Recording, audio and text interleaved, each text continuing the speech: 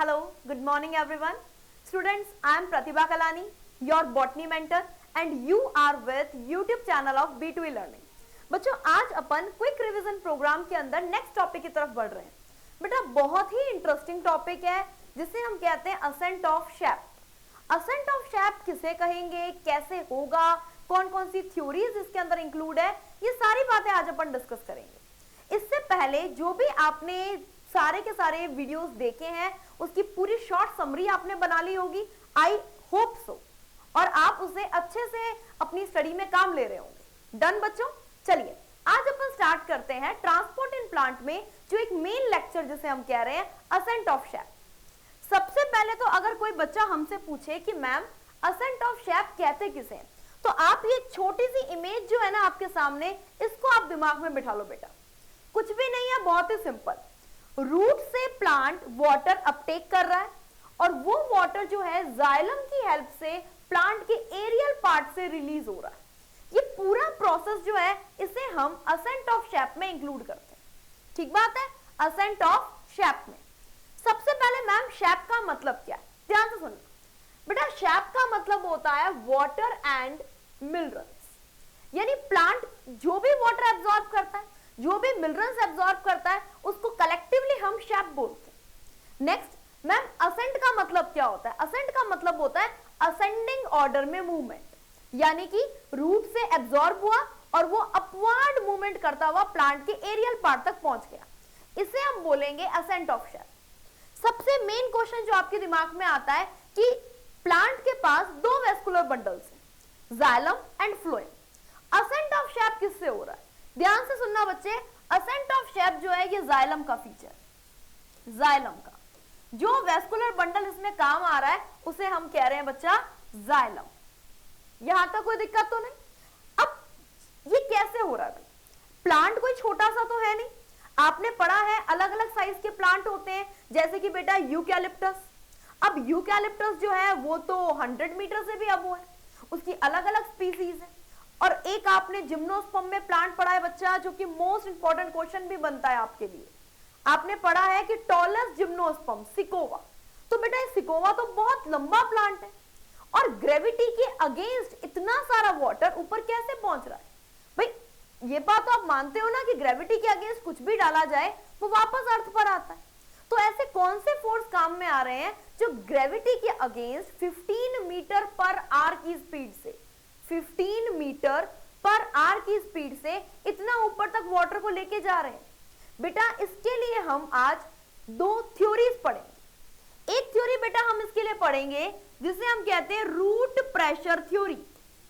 Root pressure theory कि भाई कहीं ना कहीं रूट की सेल्स जो है ना उसने कुछ ना कुछ अप्लाई किया है, जिसकी वजह से वाटर जो है वो इतनी हाइट तक पहुंच रहा है। मैम क्या रूट प्रेशर सफिशिएंट है? नहीं बेटा नहीं, अकेले रूट प्रेशर से वाटर इतनी हाइट तक नहीं जा सकता। आप सबने पढ़ा है रूट प्रेशर एक पॉजिटिव प्रेशर है बेटा। एक एक पॉइंट ध्यान से सुनना, एक एक पॉइंट आपके नीट के लिए एक क्वेश्चन है बच्चा, ध्यान से रखना। रूट प्रेशर जो है उसे हम कहते हैं बच्चा ये एक पॉजिटिव प्रेशर है, दैट इज पॉजिटिव प्रेशर। ठीक बात। दूसरी खास बात बेटा आपने बोली रूट प्रेशर जो है उसे हम एक्टिव ट्रांसपोर्ट के अंदर लेंगे। कैसे लेंगे अभी पढ़ते हैं अपन। दूसरा बच्चा अपन लेते हैं इसमें transpiration pull theory.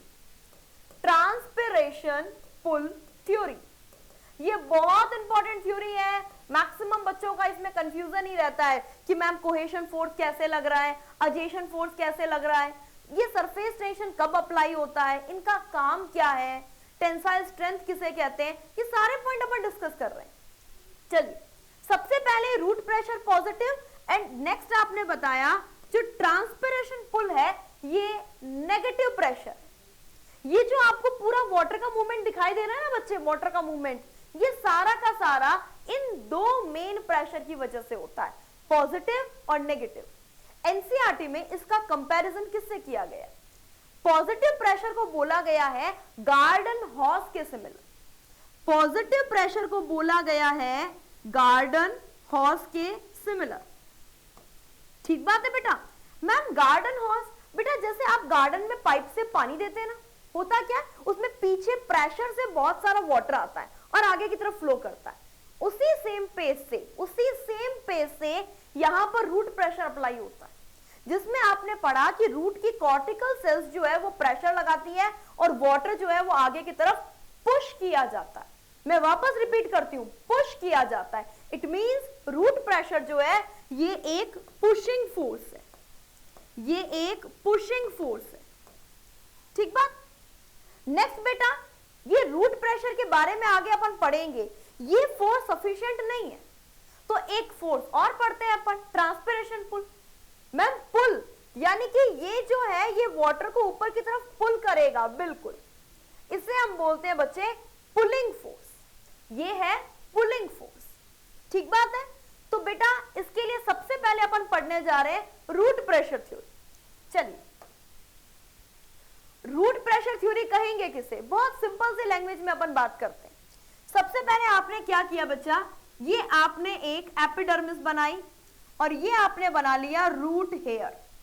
Journal anatomy तो सबको पता है ना भाई, रूट की जर्नल एनाटॉमी तो आप सबको पता ही है कि रूट में सबसे बाहर की तरफ क्या होता है, रूट में सबसे बाहर की तरफ एपिडर्मिस, और ये एपिडर्मिस के बाहर हम क्या बनाने जा रहे हैं, ये हम बनाने जा रहे हैं बेटा root hair. Root hair, root hair के बारे में आप सारे जानते हैं, यूनिसेल्यूलर स्ट्रक्चर है, बहुत ही पतली इसकी वॉल है, और अंदर की तरफ क्या प्रेजेंट होगा बेटा, अंदर की तरफ आपने बताया इसमें प्रेजेंट होगा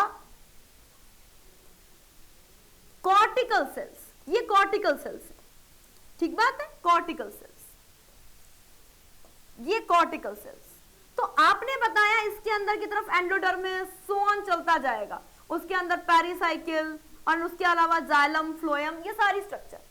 सबसे पहले होगा क्या, प्लांट में रूट के पास आयंस जो है वो बहुत ज्यादा नहीं है, थोड़े कम है।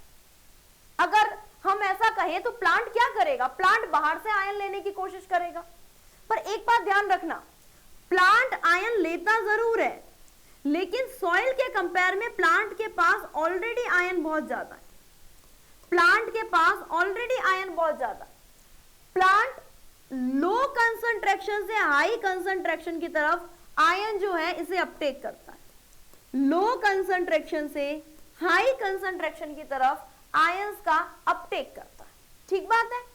आयन अंदर बहुत ज्यादा आ गए, अब होगा क्या, वाटर पोटेंशियल। बच्चों याद करो, अपन ने लास्ट क्लास में पढ़ा था, जैसे जैसे सॉल्यूट बढ़ेगा वाटर पोटेंशियल की वैल्यू कम होती जाएगी।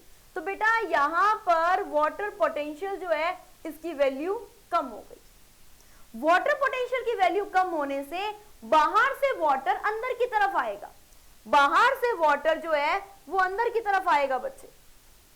और आपने बताया ये वाटर जो है ये अंदर की तरफ आ गया, वाटर अंदर की तरफ आ गया। अब इस तरीके से हुआ क्या, ये सारी की सारी सेल्स जो है ना बेटा, ये कॉर्टेक्स की सेल, ये सारी सेल टर्जिड हो जाएगी, मतलब बहुत ज्यादा फूल जाएगी, स्वेल अप हो जाएगी, और ये आगे जाइलम पर प्रेशर लगाएगी। ये सारी की सारी सेल जो है वो आगे प्रोटोजाइलम, मेटाजाइलम, जो अलग अलग जाइलम वेसल्स हैं उसके ऊपर प्रेशर लगाएगी।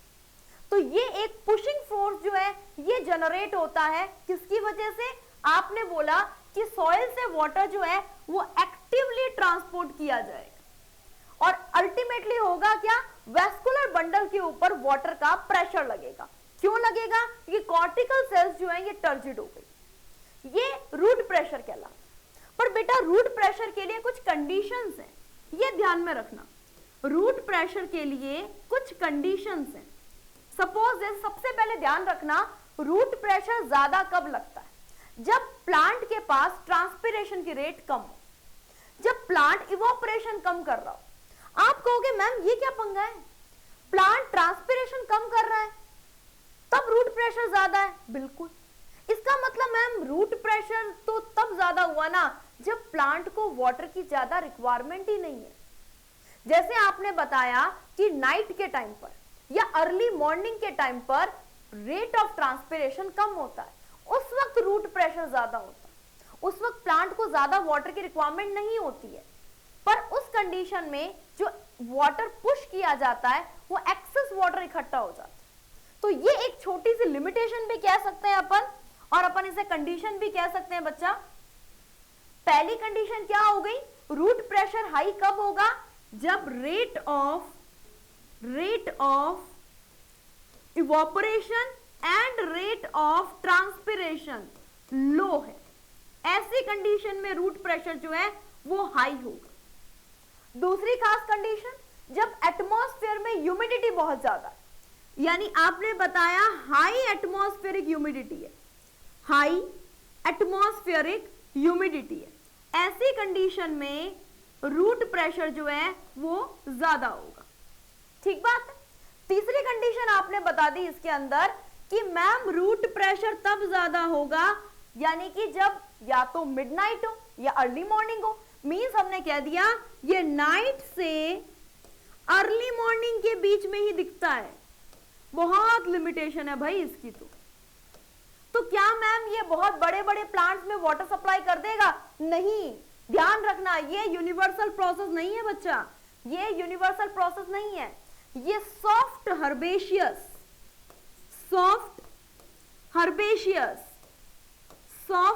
हर्बेशियस जो स्मॉल हाइट के प्लांट है बच्चा उसमें वाटर सप्लाई कर पाएगा। स्मॉल हाइट के प्लांट जो है ना उसमें वाटर सप्लाई कर पाएगा। ध्यान रहेगा ये, इसमें तो कोई दिक्कत नहीं। चलिए अब इस रूट प्रेशर का फायदा क्या है, प्लांट में क्या वाकई में रूट प्रेशर लगता है? इस बात को समझाने के लिए आपने दो प्रोसेस पढ़ी, एक पढ़ा आपने गटेशन, एक आपने पढ़ा एक्सुडेशन। उसके बारे में हम डिस्कस करते हैं। रूट प्रेशर का एग्जिस्टेंस वाकई में है या नहीं, इस बात को समझाने के लिए एक प्रोसेस अपन पढ़ते हैं बच्चा, गटेशन, जिसका डायग्राम आप देख रहे हैं स्क्रीन पर। देखिए बेटा गटेशन में क्या हो रहा है, वाटर जो है वो ड्रॉपलेट की फॉर्म में बाहर निकल रहा है। ध्यान से देखो, वाटर जो है वो लीफ के मार्जिन टिप से ड्रॉपलेट की फॉर्म में निकल रहा है, दैट इज गटेशन। चलिए बच्चा देखिए, सबसे पहले गटेशन हम कहेंगे किसे? मैम देखो हम आपको बताते हैं, ये एक लीफ है, मान लिया बच्चे लीफ है। इस लीफ की अपर एपिडर्मिस और लोअर एपिडर्मिस में एक पोर प्रेजेंट है, उसे हम स्टोमेटा कहते हैं। लेकिन बच्चे लीफ के मार्जिन पर जो पोर प्रेजेंट है उसे हम बोलते हैं मैम हाइड्रेथोड। लीफ के मार्जिन पर जो पोर प्रेजेंट है उसे हम बोलते हैं बच्चा हाइड्रेथोड। जैसे मान लो ये एक पोर प्रेजेंट है मार्जिन पर, इस पोर को हम बोलेंगे हाइड्रेथोड, इस पोर को हम बोलेंगे हाइड्रेथोड। ये पोर आपको यहां पर शो किया गया। इससे वाटर क्या हो रहा है बच्चा? ड्रॉपलेट की फॉर्म में निकल रहा है, वाटर जो है वो ड्रॉपलेट की फॉर्म में निकल रहा है। वाटर जो है वो इस तरीके से ड्रॉपलेट की फॉर्म में बाहर आएगा, ये ड्रॉपलेट की फॉर्म में बाहर आ गया। अगर वाटर स्टोमेटा से बाहर आता है तो वो वाटर प्योर वाटर होता है, अगर वाटर स्टोमेटा से बाहर आता है तो वो वाटर प्योर वाटर होता है। लेकिन अगर गटेशन से जो वाटर ड्रॉपलेट की फॉर्म में निकल रहा है बेटा, ये इम्प्योर वाटर है, इम्प्योर वाटर, ये इम्प्योर वाटर। ठीक बात है। अब आप डेफिनेशन पढ़िए, loss of xylem sap in the form of liquid drop from uninjured part of plant. Uninjured part कौन सा है बेटा? ये अनइंजर्ड पार्ट जो है ना ये हाइड्रेथोड है, ये वाटर स्टोमेटा है जहां से वाटर ड्रॉपलेट की फॉर्म में निकल रहा है। ये इम्प्योर वाटर है, क्यों भाई? क्योंकि इसके अंदर बहुत सारा inorganic compound plus organic compound present है, inorganic compound plus organic compound present है। ठीक बात है, इसमें कोई इशू तो नहीं बेटा। गटेशन तभी होगा जब हाई रूट प्रेशर हो। इस कंडीशन को स्टार लगा के नोट कर लेना, हाई रूट प्रेशर की कंडीशन में ही गटेशन पॉसिबल है। हाई रूट प्रेशर बच्चा, हाई रूट प्रेशर लिख रहे हैं, क्या लिखा गया है? High root pressure. और ऐसा कब होगा? Midnight, early morning? हाँ मैम, तभी तो हम सुबह सुबह जब निकलते हैं तो हमें जो भी प्लांट्स है ना उसे छोटी छोटी ड्रॉप गिरती हुई दिखती है बेटा, वो गटेशन की ड्रॉप।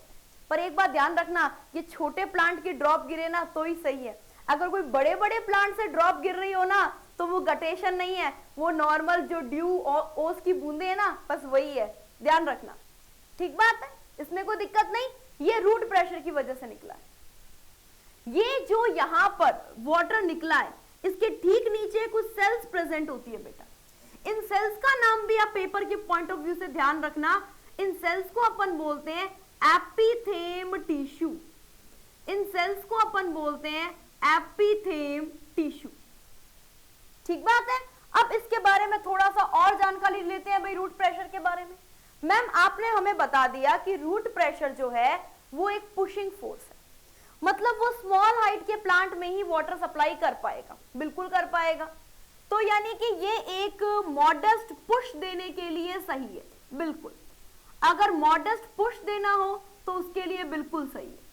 इसका और भी कोई काम है मैम? बेटा ध्यान से सुनना, ये जाइलम है, ठीक है, जाइलम है, जाइलम वेसल बना रहे हैं। इस जाइलम वेसल में से वाटर जो है वो बहुत ही ज्यादा स्पीड से जा रहा है। ये वाटर की ड्रॉप्स हैं, ये इस तरीके से चेन बना के लगातार ऊपर की तरफ जा रही है, प्लांट की लीफ में जाके ट्रांसपिरेशन प्रोसेस से रिलीज हो रही है।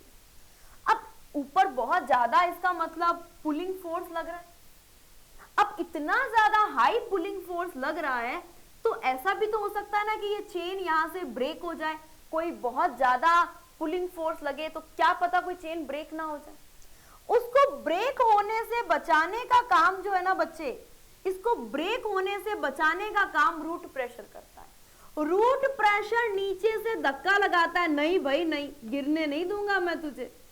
ये पुशिंग फोर्स लगाता है ऊपर की तरफ, पुशिंग फोर्स लगाता है ताकि वो जो चेन है ना वो ब्रेक ना हो।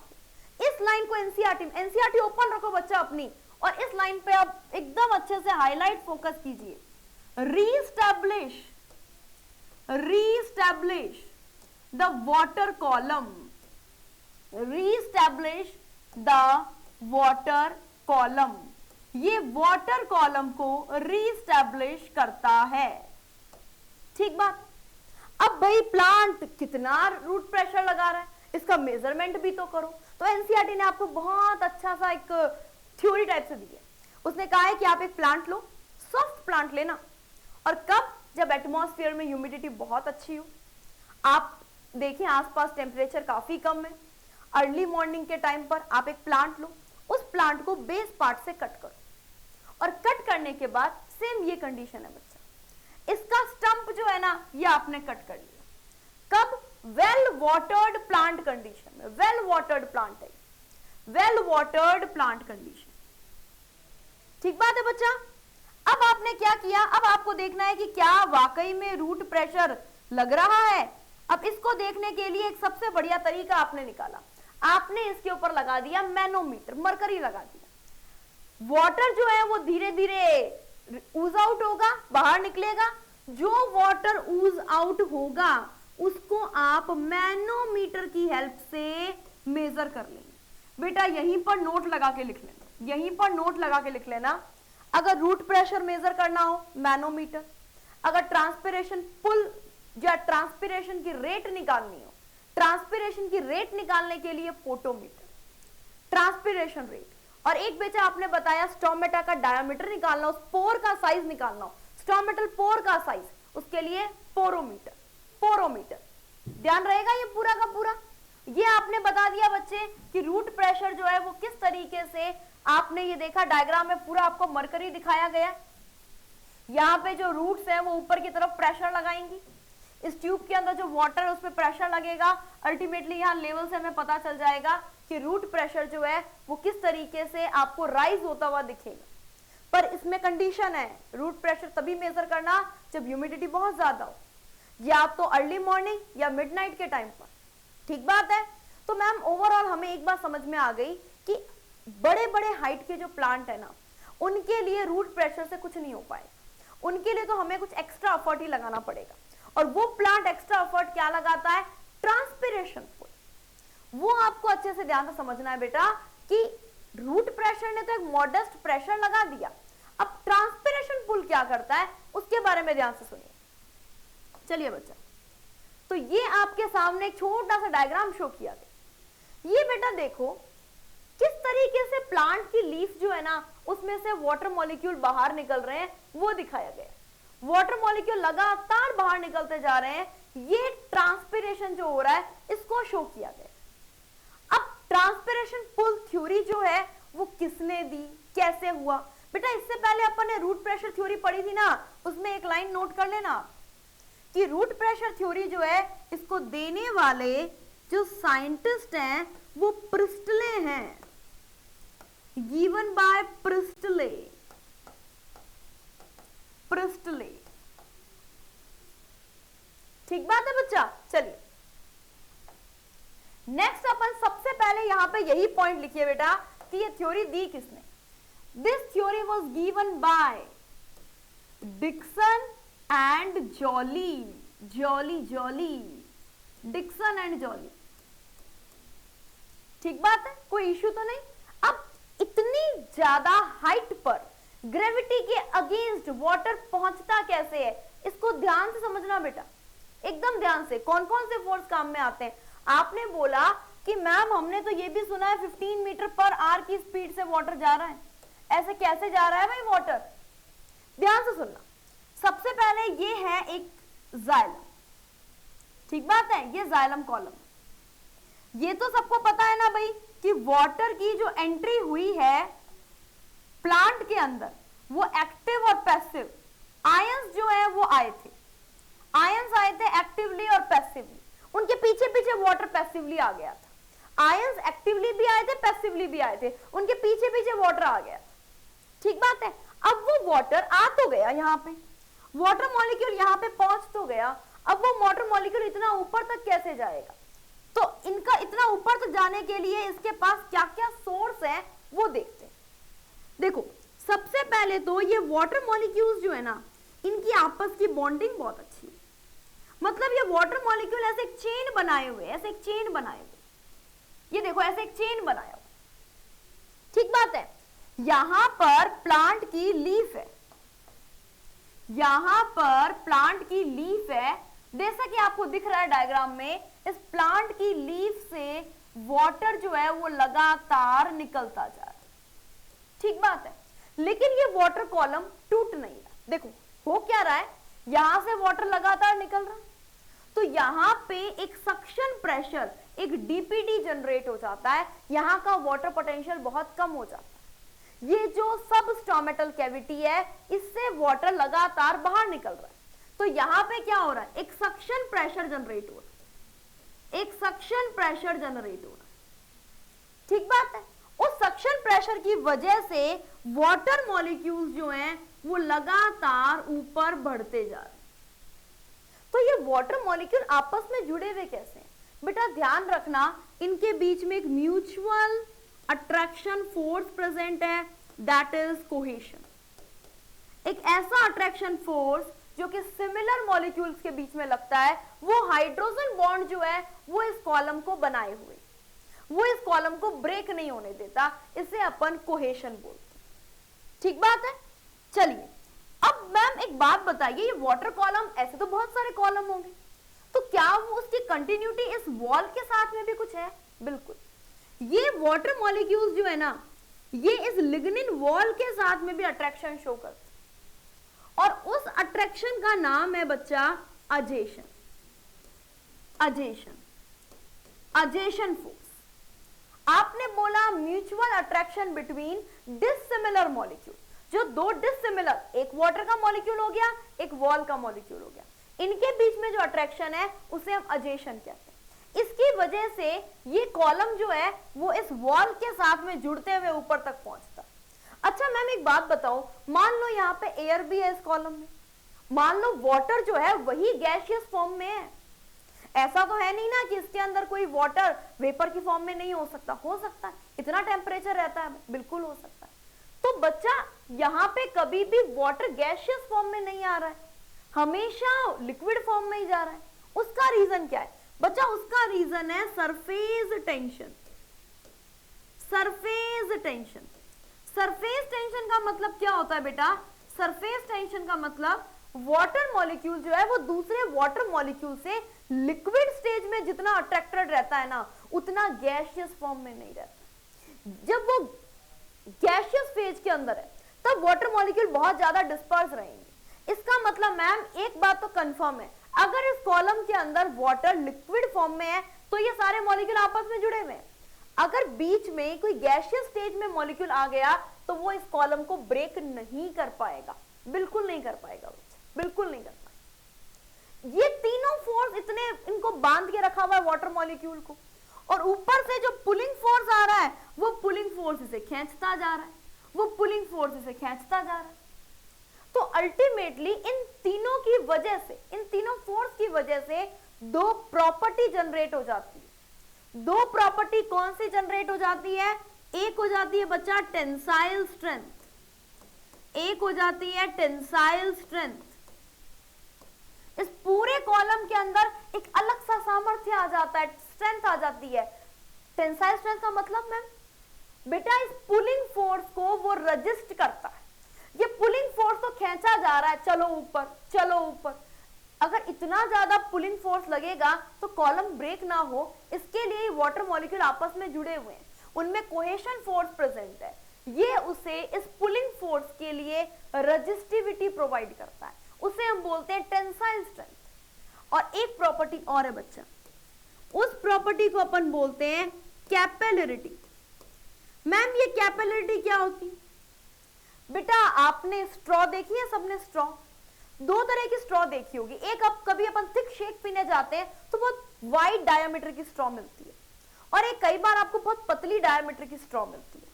आप गौर करना, जैसे ये मैंने एक स्ट्रॉ बनाई है, थोड़े पतले डायमीटर की है बच्चा, और ये मैंने एक स्ट्रॉ बनाई है थोड़े मोटे डायमीटर की, ठीक बात, थोड़ा वाइड डायमीटर है इसका। अब बेटा वाटर मॉलिक्यूल्स जो हैं वो इसके अंदर मूव कर रहे हैं। ये जो पतली ट्यूब है ना बेटा, इसकी कैपिलरिटी बहुत ज्यादा है। आप कभी गौर करना, एक जो पतली सी कैपिलरी होगी ना, उसमें से वाटर बहुत हाई स्पीड से जाएगा, और जो थिक, जो बहुत ही वाइड डायमीटर की होगी ना बेटा, उसमें से वाटर थोड़ा स्लो स्पीड से जाएगा। तो यहाँ पे ये जो जाइलम वेसल्स हैं ये बहुत पतली कैपिलरी की तरह काम करते हैं, जिसमें से ये सारे फोर्स की हेल्प से पुलिंग फोर्स जो खींचता जा रहा है उसकी वजह से ये वाटर कॉलम ऊपर की तरफ चढ़ता जाता है, और ये इतना ऊपर तक जा सकता है कि लगभग 130 मीटर जो है उतनी हाइट तक ये पहुंच जाएगा। ठीक बात है, 130 मीटर की हाइट तक ये पहुंच जाएगा। डन बेटा, तीन तरह के फोर्स आपने पढ़े हैं इसमें। कौन कौन से फोर्स आपने पढ़े हैं? आपने पढ़ा है बेटा एक तो कोहेशन, अजेशन। सबसे पहले इन फोर्स के जो नाम है ना वो आप ध्यान में रखना। कोहेशन फोर्स, डायग्राम में देखो बेटा, कोहेशन फोर्स किसे कहते हैं? कोहेशन फोर्स का मतलब वाटर मॉलिक्यूल्स के बीच में लगने वाला फोर्स। ये जो सिमिलर मॉलिक्यूल्स के बीच में आपको फोर्स दिख रहा है, that is cohesion force. Similar molecule के बीच में mutual attraction between similar molecule, mutual attraction between similar molecules. ठीक बात है, सिमिलर। सेकेंड बेटा जो आपने फोर्स पढ़ा है दैट इज अजेशन। अजेशन हमने किसको बोला है? Mutual attraction between dissimilar molecules. देखो जैसे ये वाटर मॉलिक्यूल है, ये पास में लिग्निन वॉल से जो जुड़ा हुआ है, इसे हम कहते हैं अजेशन फोर्स, यानी कि attraction between dissimilar molecule. Attraction between dissimilar molecule, इसे हम कहते हैं अजेशन फोर्स। ठीक है। थर्ड बेटा अपन ने पढ़ा था सरफेस टेंशन। याद करो सरफेस टेंशन, यानी कि वाटर मॉलिक्यूल्स जो हैं वो लिक्विड स्टेट में ज्यादा अट्रैक्टेड रहते हैं as compare to gaseous stage. Done. ये तीनों के तीनों फोर्स क्या करते हैं बेटा? ये तीनों के तीनों फोर्स इसे तीनों फोर्स मिलके दो प्रॉपर्टी प्रोवाइड करते हैं, that is high tensile strength. मतलब बेटा आपने कोई रोप देखी है, रस्सी? अगर आप सपोज करो एक रस्सी को आपने ऊपर से बांध दिया, नीचे से भी आपने टाई किया हुआ है, नीचे से अच्छे से टाई किया, फिर ऊपर से आप उसे खींच रहे हो, आप खुद देखो उस रस्सी के अंदर कितनी ज्यादा टेंसाइल स्ट्रेंथ आ जाएगी। वो आपको बहुत ज्यादा खींची भी लगेगी, वही सेम कंडीशन इस वाटर कॉलम के साथ। ठीक बात। नेक्स्ट बेटा आपने इसके अंदर बोला हाई कैपिलरिटी। कैपिलरिटी का मतलब अभी हमने पढ़ा था, आप एक स्ट्रॉ लो, उस स्ट्रॉ में जैसे माना थोड़ा वाटर है, ठीक बात, थोड़ा वाटर है, ऊपर का स्पेस खाली है। ये खाली स्पेस क्या कहलाता है बेटा? ये खाली स्पेस में अभी एयर है।